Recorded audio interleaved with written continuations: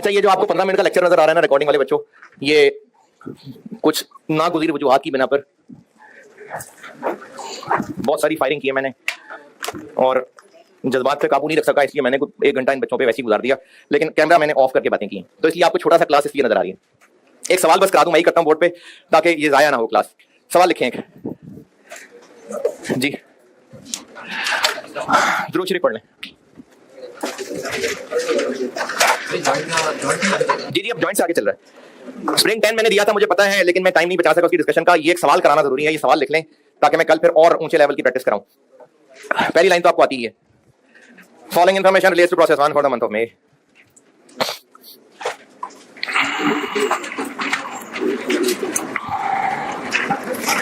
Opening working process,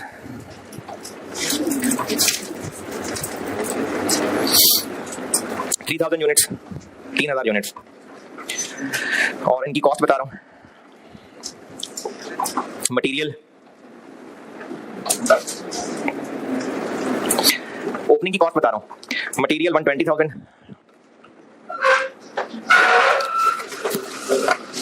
और conversion 180,000,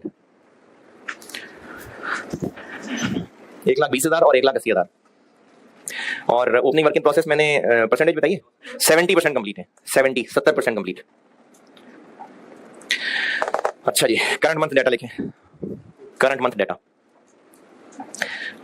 direct material cost, direct material cost 8,10,000, 8,10,000, और इसके साथ ब्रैकेट में लिखें 18,000 यूनिट्स, 18,000 यूनिट्स।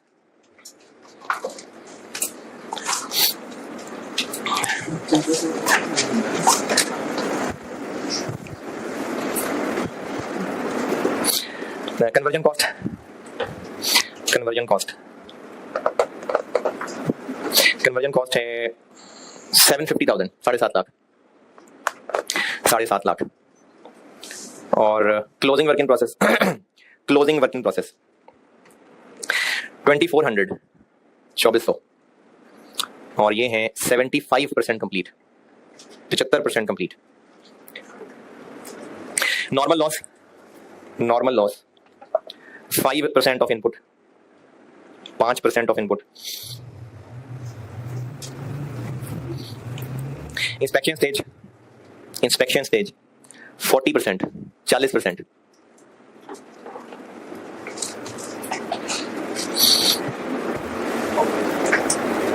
बहुत ज्यादा, उसमें बात की भी बहुत गर्मी ना, बहुत गर्मी लग रही है मुझे। मेरे ने से तो बीपी हाई हो क्या लिखा है, इंस्पेक्शन स्टेज 40%। और scrap value of defective units, scrap value of defective units 10 रुपए, ₹10 पर यूनिट। और क्या रह गया, आउटपुट, आउटपुट 17,500, 17,500, 17,500। और इसके साथ लिख लें कि ब्रैकेट में लिख लें output comprises of, output comprises of 60% A and 40% B। Output comprises of 60% A, 40% B। अच्छा, इसका मतलब है कि जो प्रोडक्ट A है वो 60% कंप्लीट है और प्रोडक्ट B 40%। ये 17,500 का तोड़ बताया हुआ है। वेटेड एवरेज मेथड है, वेटेड एवरेज मेथड है। Sale price per unit, sale price per unit A की है 200 और B की है 400। और ये B के साथ ब्रैकेट में लिखें it is sold, it is sold after incurring, after incurring further processing cost, after incurring further processing cost of 60 रुपए per unit, 60 rupees per unit. और रिक्वायर्ड है मुझसे cost per unit of A and B, cost per unit of A and B, cost per unit of A and B if joint cost is allocated अच्छा, अब इस allocated के बाद दो नुकते, part A in ratio of units produced और B in ratio of NRV of units produced, यानी दोनों प्रैक्टिस में आ जाएंगे। अभी मैं ही करता हूँ बोर्ड पे, वो पहले इरादा ये था आपको कहूंगा करने को, फिर मैं करूंगा तो वो कुछ जज्बाती याद में टाइम गुजर गया। नहीं अभी करेंगे। इसमें ये जो मैंने एनआरवी वाली बात लिखी है ना, इसके लिए सवाल में एक और अंग्रेजी भी लिखी हो सकती है।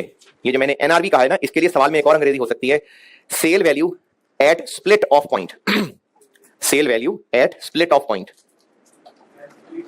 Split off point, split off point, ये इसी को कहते हैं, जब ये आउटपुट जॉइंट प्रोडक्ट बने ना, इसी को स्प्लिट ऑफ पॉइंट कहते हैं, क्योंकि यही स्प्लिट ही अब बाकी हुए हैं, तो इसको स्प्लिट ऑफ पॉइंट कहते हैं। Quantity schedule. अच्छा, वो जो मैंने कल सवाल में आपको वो 15 लाख और 16 लाख बताया था, अब वो निकालना पड़ेगा, बाकी कल वाला ही है, लेकिन अब वो पहले खुद निकालना पड़ेगा। तो opening work in process, input 18,000, closing work in process,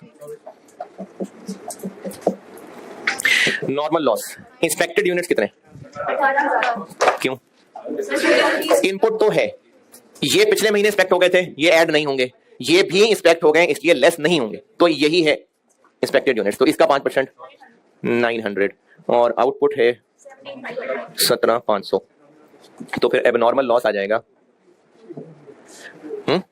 200।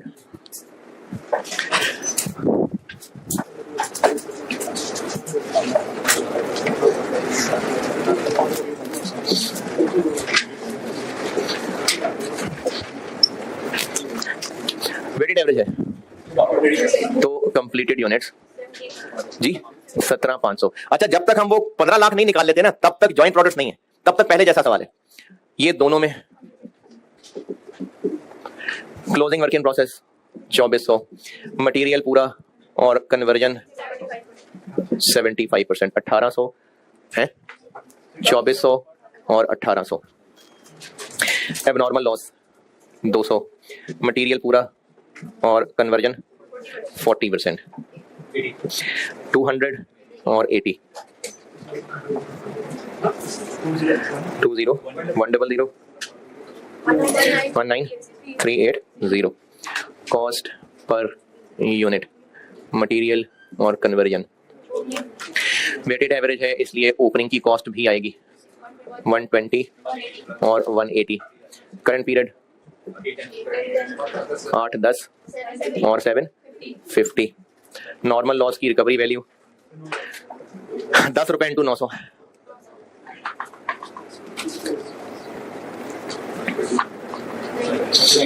921 930।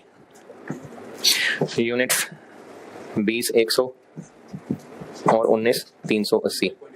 Cost per unit 45.82 99। और ये सारी मेहनत की थी ये जानने के लिए कॉस्ट ऑफ कंप्लीटेड यूनिट्स। अगर FIFO होता तो वो 3-4 लाइनों से ये निकलता। वेटेड एवरेज है इसलिए एक ब्रैकेट से ही निकल आएगा 45.82 प्लस 47.99 1641675। ये लाइन असल में हमें चाहिए थी जॉइंट प्रोडक्ट का सवाल करने के लिए। यहां तक किसी को मसला है तो वो तो अगले सेशन के लिए अभी से फीस जमा करा देना। यहां तक किसी को मसला? अब ये वो है जो कल मैंने 15 लाख 16 लाख दिया हुआ था, यानी एक नॉर्मल प्रोसेस कॉस्टिंग का सवाल होगा और यहां तक तो पहुंचना होगा, उसके बाद फिर इसके साथ तोड़ना है जो कल किया था। अच्छा, जॉइंट प्रोडक्ट्स के ना 4 सवाल हैं तगड़े किस्म के, उनमें से एक मैंने बोर्ड पे करना है और 3 जो है ना वो एक एक करके होमवर्क डिस्कस होना है। तो कल मैं उनमें से एक सवाल कराऊंगा, बाकी फिर एक कल होमवर्क, एक परसों होमवर्क।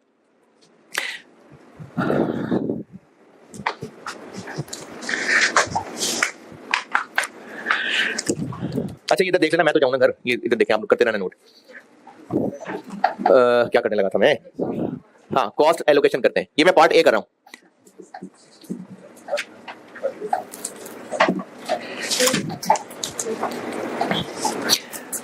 यूनिट कितने? 10,500 ए के और बी 7,000। ये 60-40 किया मैंने और हमने बांटना है 16 41 675 को।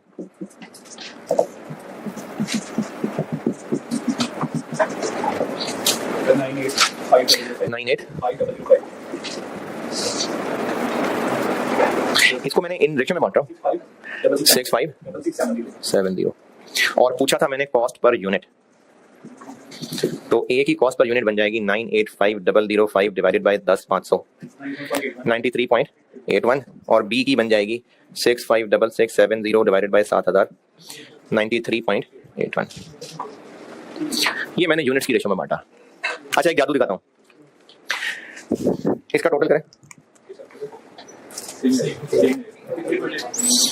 3 पॉइंट, ये क्यों हो गया?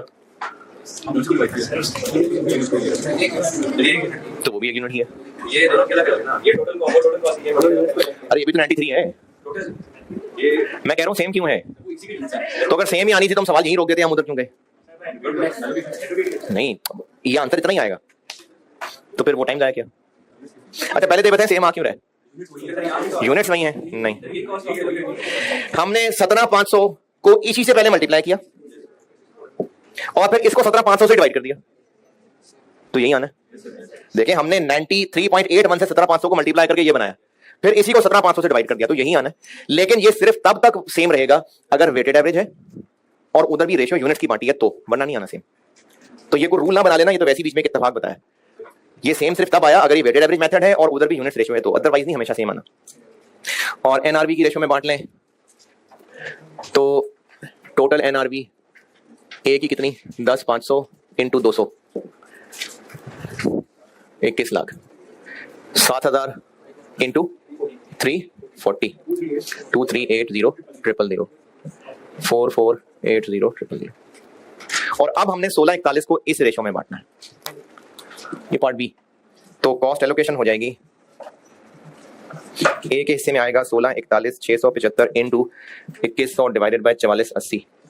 बी के हिस्से में आएगा 1641,675 इंटू 2380 769535 87213 नहीं यार 140 और पर यूनिट कैसे बनेगी? इसको डिवाइड कर दें 10,500 से, इसको 7,000 से।